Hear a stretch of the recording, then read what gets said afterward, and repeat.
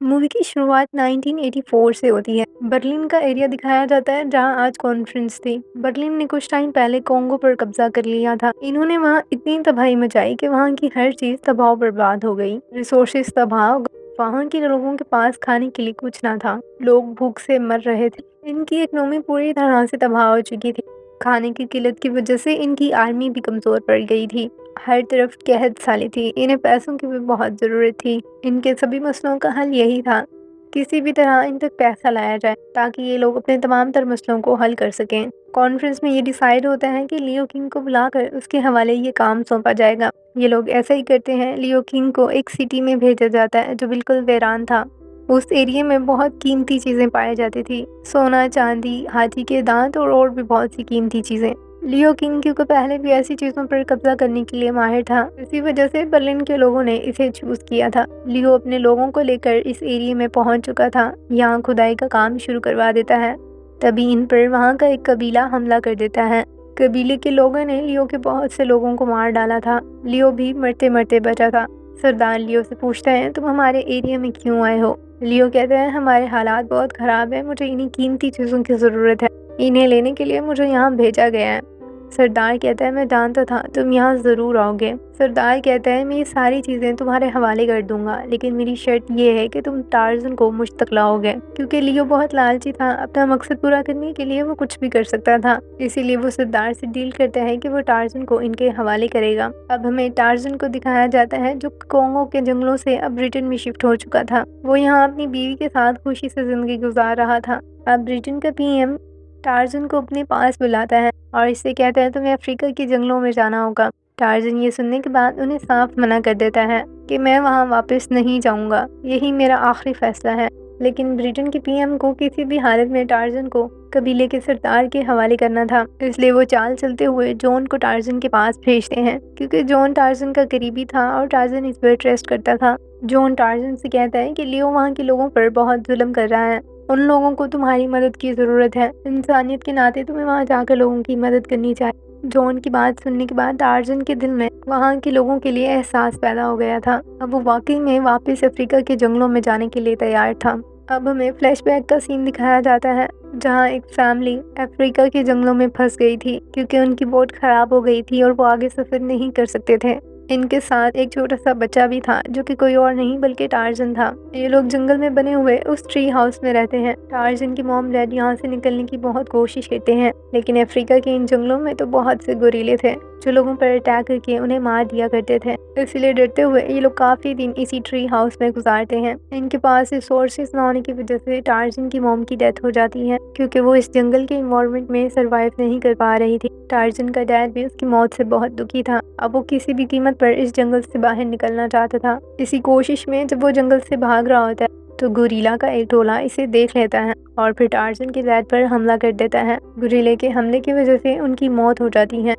अब टार्जन इस खौफनाक जंगल के ट्री हाउस में बिल्कुल अकेला था। उसकी रोने की आवाज़ें सुनकर एक फीमेल गोरिल्ला इस तक पहुंच जाती है। इतने छोटे से बच्चे को रोता हुआ देखकर इसके दिल में एहसास पैदा हो जाता है। इस फीमेल गोरिल्ला का अपना भी छोटा सा बेबी था जिसका वो बहुत ख्याल रखा करती थी। वो डिसाइड करती है कि वो इस इंसानी बच्चे को भी अपने ही बच्चे की तरह पालेगी।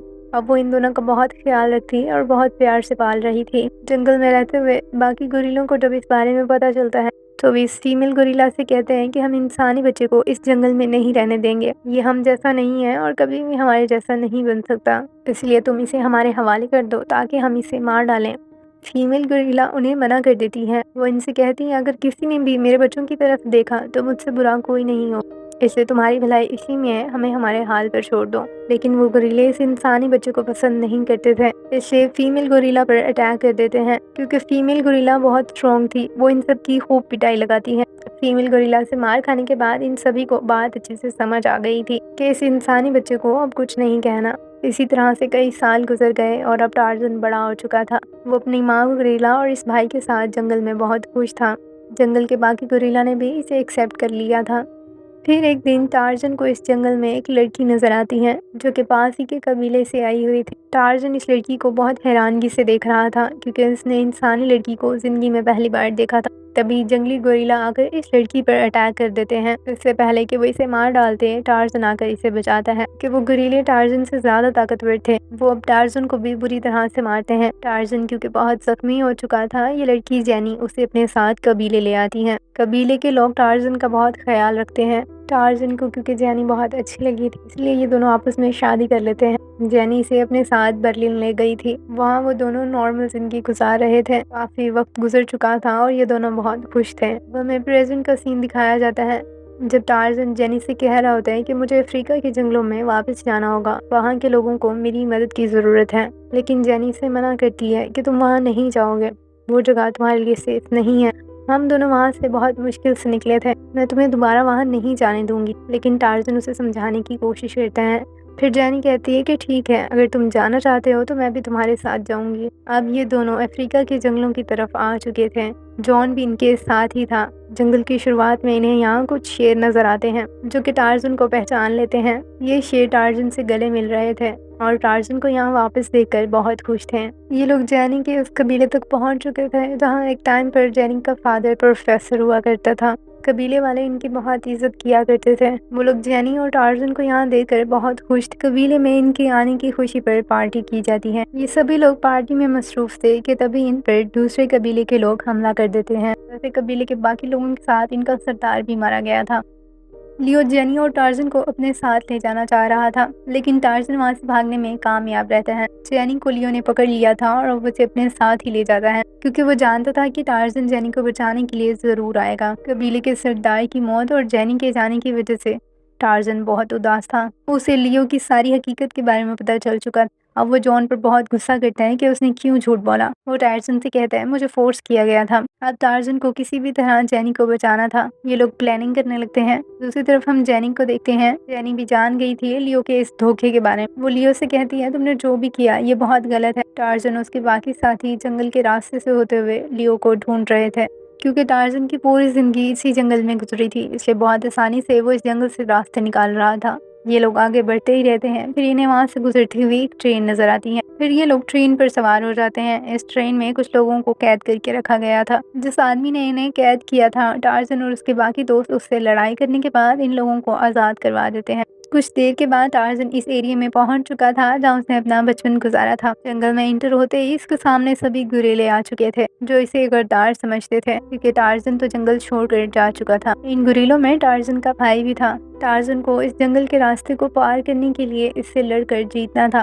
जीतने पर ही ये गुरीले उसे यहाँ से जाने देते हैं। अब इन दोनों के दरमियान लड़ाई शुरू हो जाती है। टार्ज़न बहुत बहादुरी से इस गुरीला के साथ लड़ता है, लेकिन टार्ज़न था तो एक इंसान ही। वो गुरीला टार्ज़न से कई गुना ज्यादा ताकतवर था। वो टार्ज़न को बुरी तरह से मारता है। अब जब टार्ज़न देखता है कि वो नहीं जीत पा रहा तो वो जमीन पर ही लेट जाता है। जॉन इन गुरीलों पर अपनी गन तान लेता है। टार्ज़न उससे कहता है अपनी गन नीचे करो वरना ये गुरीले तुम्हें मार डालेंगे। तुम इनसे माफी मांगते हुए जमीन पर लेट जाओ, इस तरह ये तुम्हें माफ कर देंगे। जॉन ऐसा ही करता है और फिर वो गुरीले इसे छोड़ देते हैं। दूसरी तरफ हमें जेनी को दिखाया जाता है जो कि पानी के रास्ते से बोट से भागने की कोशिश कर रही थी। उसकी ये कोशिश कामयाब भी रहती है। वो लियो के बोट से भागकर जंगल में पहुंच चुकी थी, लेकिन यहाँ पहुंचने पर उसे गोरिल्ले घेर लेते हैं।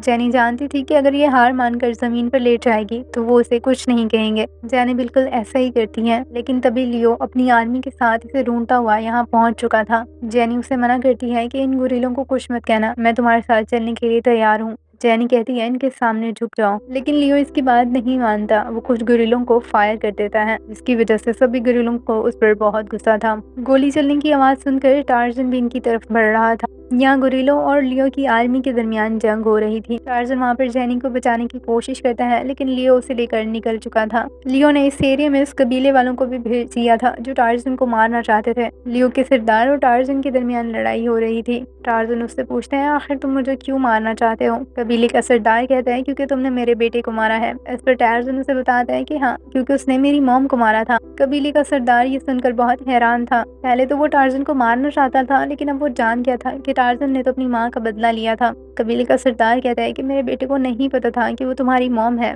टार्ज़न कहता है कि मैंने तो सिर्फ अपनी मॉम की मौत का बदला लिया था। टार्ज़न कबीले के सरदार को बताता है कि लियो तुम्हें धोखा दे रहा है, वो किसी भी वक्त अपनी आर्मी को लेकर तुम पर हमला कर देगा।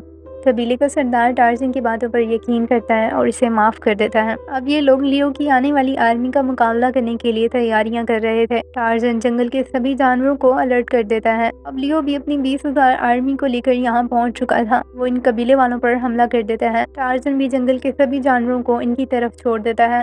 जंगली जानवर लियो की आर्मी को बुरी तरह से मार रहे थे। लियो जब देखता है कि वो नहीं जीत पाएगा तो फिर से जैनी को अपने साथ लेकर बोट पर निकल जाता है। टार्ज़न भी इनका पीछा कर रहा था। टार्ज़न जब बोट पर पहुंचता है तो इसकी लियो के साथ बहुत लड़ाई होती है। लियो एक रस्सी की मदद से इसका गला घोट रहा था।